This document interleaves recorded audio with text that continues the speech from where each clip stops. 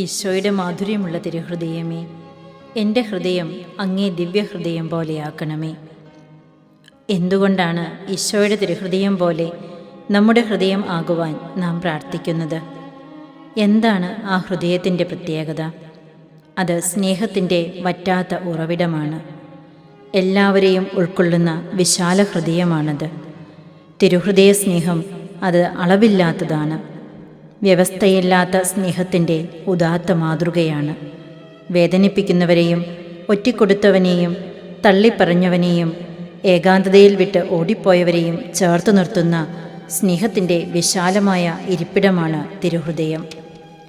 പതിതരെയും പാവപ്പെട്ടവരെയും പണ്ഡിതനെയും പാമരനെയും രോഗികളെയും വേദനിക്കുന്നവരെയും ചേർത്തു നിർത്തുന്ന തിരുഹൃദയ സ്നേഹം.